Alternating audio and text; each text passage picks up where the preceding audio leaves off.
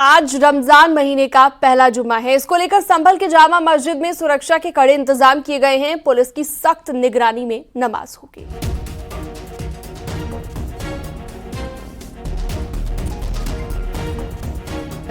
रमजान के पहले जुम्मे और होली की भी सभी तैयारियों को मद्देनजर रखते हुए जनपद संभल में 7 कंपनी पीएसी हैं, वो यहाँ कस्बा संभल में ही लगाई गई है।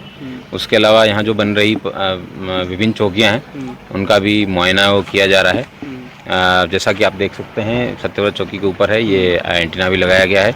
यहाँ पे डिस्ट्रिक्ट का जो कंट्रोल रूम है उसको यहाँ सेटअप किया जाएगा ताकि पूरे डिस्ट्रिक्ट का ये एक एपिसेंटर है किसी प्रकार के लॉ एंड ऑर्डर होने की स्थिति में। ये सबसे हाइट पे भी लोकेटेड है।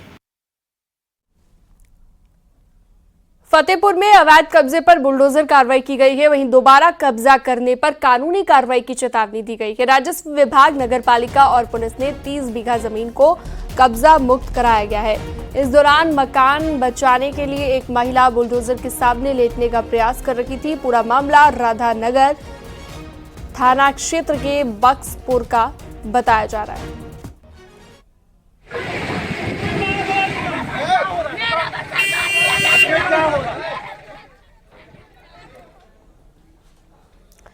और अगली खबर है सुल्तानपुर से, जहां पर कानपुर से लापता युवती का शव सुल्तानपुर में मिला है, जिसके बाद कोर्ट के आदेश पर सुल्तानपुर के ईदगाह कब्रिस्तान से युवती का शव बाहर निकाला गया। आपको बता दें कि युवती साल 2023 में अपने घर से अचानक लापता हो गई थी। परिजनों ने अपहरण का मामला दर्ज कराया था। जांच में युवती का समीर नाम के लड़के से प्रेम प्रसंग का मामला सामने आया। पुलिस ने फरवरी में सुल्तानपुर से समीर को गिरफ्तार किया। पूछताछ में समीर ने खुलासा किया कि अक्टूबर में सांप के काटने से युवती की मौत हो गई थी, जिसके बाद शव को ईदगाह कब्रिस्तान में दफना दिया गया था। हालांकि शव की स्थिति खराब होने के कारण परिजन पहचान नहीं कर पाए।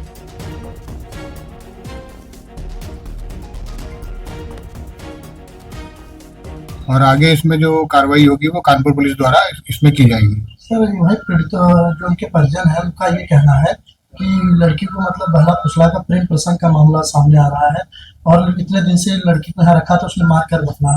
पुलिस पर भी एलिगेशन है। देखिए ये इसमें मुकदमा ऑलरेडी पंजीकृत है और इसमें विवेचना चल रही है। विवेचना में जो भी सत्यता होगी वो सामने आ जाएगी। अमरोहा में खाद्य विभाग ने बड़ी कार्रवाई की है। खाद्य अधिकारी विनय अग्रवाल के नेतृत्व में टीम ने जिले भर में छापेमारी की, अभियान चलाया और कई दुकानों और गोदामों की जांच की गई। इस दौरान बड़ी मात्रा में एक्सपायर्ड प्रोडक्ट बरामद किए गए। विभाग ने मौके से कई सैंपल लेकर जांच के लिए भेजे हैं। अधिकारियों का ये भी कहना है कि अगर दोबारा कोई अनियमितता मिलती है तो सख्त कार्रवाई की जाएगी।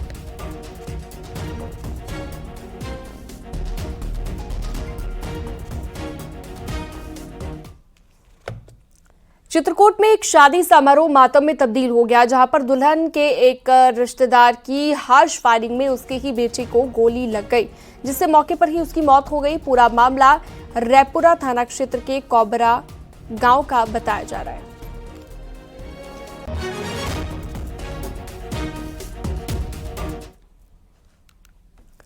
शामली में शादी समारोह के दौरान फूड पॉइजनिंग का एक मामला सामने आया, जहां पर खाना खाने के बाद करीब 60 लोगों की तबीयत बिगड़ गई।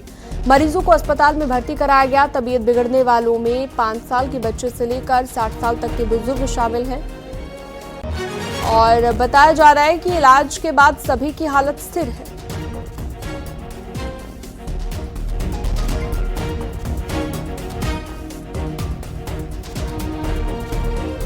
तो शादी में खाना खाने से 60 लोग बीमार हो गए हैं। फूड पॉइजनिंग का ये मामला यहां पर सामने आया है। सभी को अस्पताल में भर्ती कराया गया है। इलाज के बाद अभी सभी की हालत स्थिर है, लेकिन सभी को अस्पताल में भर्ती कराना पड़ा। होली का त्योहार बस आने ही वाला है। बाजारों में होली की रंगत और रौनक भी दिखने लगी है। वहीं मिलावटखोर त्योहार खराब भी कर सकते हैं, इसलिए आपको मिलावट से सावधान रहना है। ये रिपोर्ट देखिए।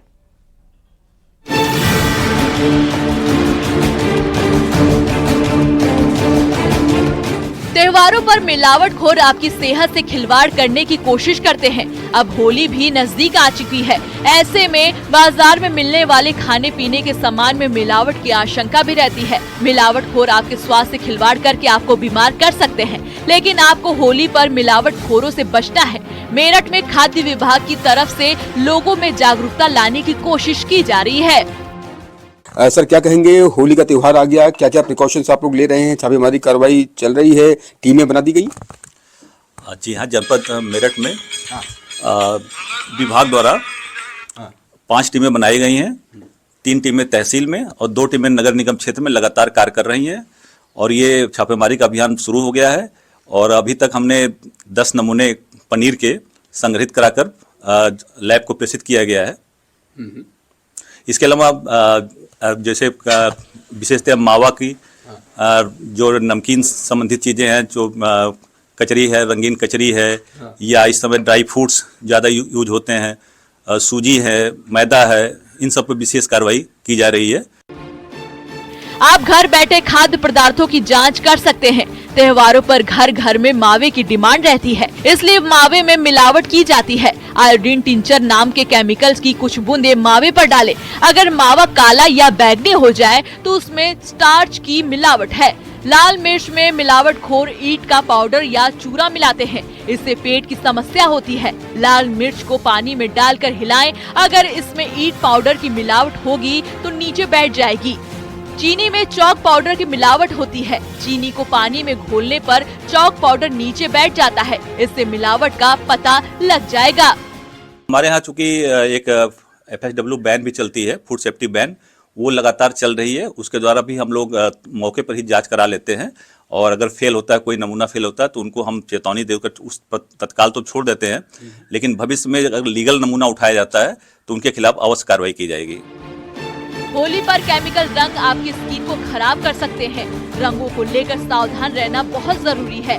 होली के बाद हम अपने चेहरे से रंग छुड़ाने की कोशिश करते हैं। जबरदस्ती रंग हटाने से स्किन पर रैशेज पड़ सकते हैं। अपनी त्वचा का विशेष ख्याल रखना चाहिए।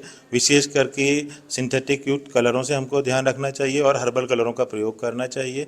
और इसके अलावा हमको होली में, क्योंकि ये सौहार्द का, आपसी सौहार्द का त्यौहार है, तो ये ध्यान रखना चाहिए कि वो व्यवस्था बनी रहे और उसके सिवा हमको अपनी त्वचा पे कोई मॉइस्चराइजिंग एजेंट्स या फिर नारियल का तेल या कुछ प्रोटेक्टिव लेयर बना के होली खेलने के लिए बाहर निकलना चाहिए। सफेदा या लेड युक्त कलर भी बेहद हानिकारक होते हैं, जो स्किन को नुकसान पहुंचाते हैं। कभी कभी तो सफेदा लोगों के मुंह में चला जाता है, जो गले और पेट में भी इन्फेक्शन कर सकता है।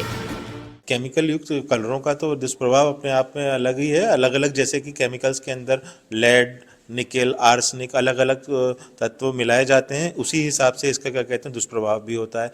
ये विशेषकर दानों के रूप में, चकत्तों के रूप में, खुजली के रूप में ये त्वचा पे दिखाई देता है और उसी के हिसाब से क्या कहते हैं इसका हम लोगों को ट्रीटमेंट या फिर उसका इलाज करना होता है। होली पर हर्बल कलर के इस्तेमाल की सलाह दी जाती है। होली मनाते समय आंखों और बालों का बेहद ख्याल रखना जरूरी है। मेरठ से न्यूज़ 18 के लिए उमेश श्रीवास्तव की रिपोर्ट।